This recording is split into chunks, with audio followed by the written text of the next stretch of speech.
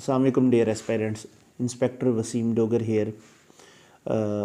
आज की जो नई वीडियो है इसमें आपको पीएमएस जो मिनिस्टीरियल कोटा है इसके बारे में कुछ चीज़ें जो बेसिक चीज़ें हैं वो बतानी हैं और काफ़ी क्यूरीज़ हैं इस मामले में कि इसकी जो इसमें एलिजिबिलिटी क्राइटेरिया है कि किस तरह की सर्विस रिक्वायर्ड है।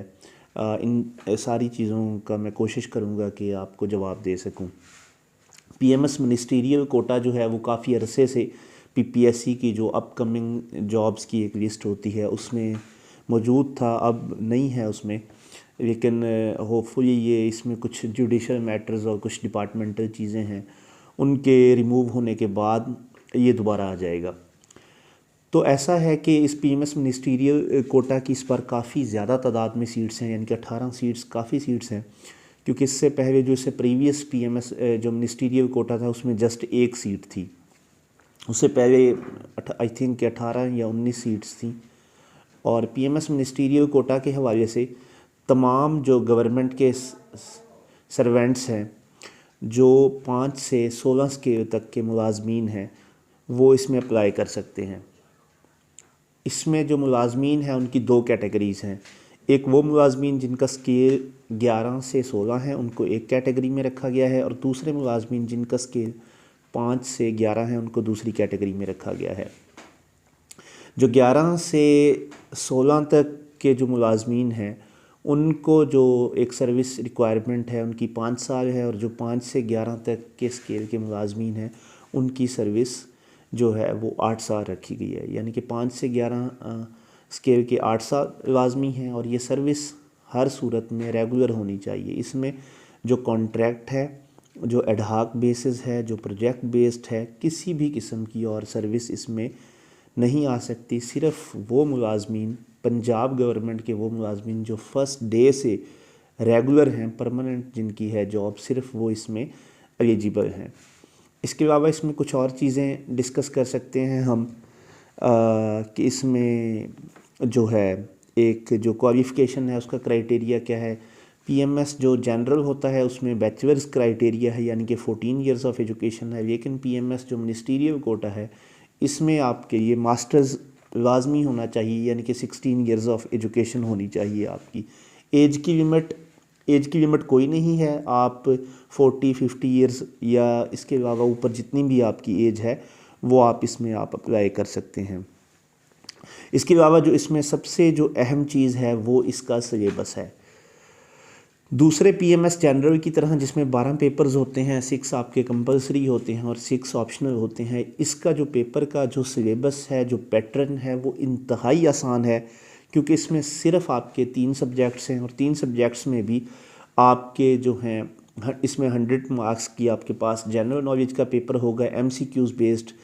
सिमिलर जो आपका एक सिंगल पेपर होता है, लाइक किसी भी पीपीएससी का होता है, पीएमएस का होता है आपका, इसी की तरह एक 100 मार्क्स का जनरल नॉलेज का पेपर होता है, और इसमें 25 मार्क्स का आपका इंग्लिश ऐसे का पेपर होगा और 25 मार्क्स का आपका उर्दू ऐसे का पेपर होगा, यानी कि 150 जो हैं वो टोटल मार्क्स होंगे इसमें।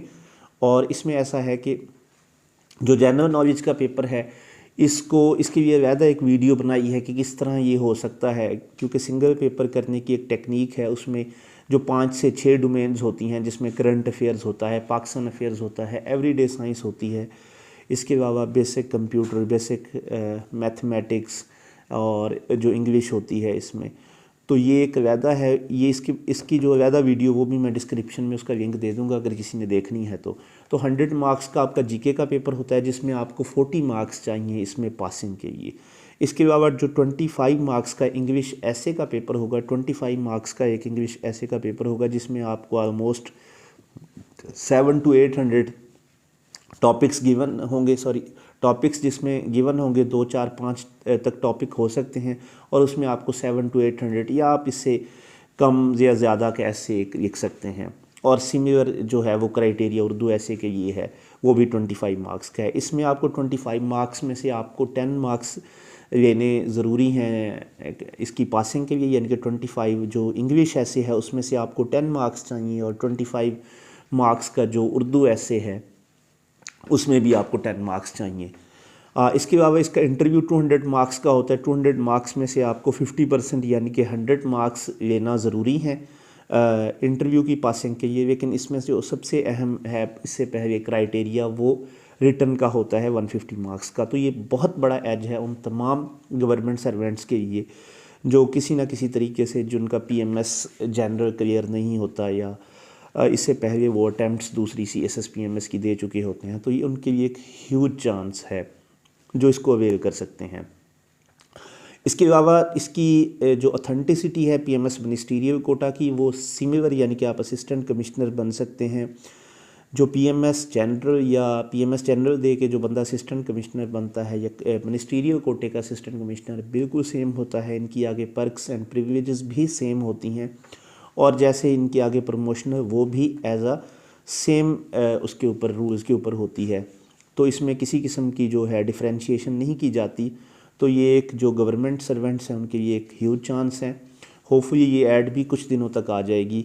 अगर इसके जो तमाम मैंने चीज़ें आपको बताई हैं, अगर किसी में किसी की आपकी क्यूरी है तो व्हाट्सएप नंबर गिवन है डिस्क्रिप्शन बॉक्स में, तो आप आराम से मुझे व्हाट्सएप कर सकते हैं और मज़ीद जो क्यूरी है वो पूछ सकते हैं। Thank you.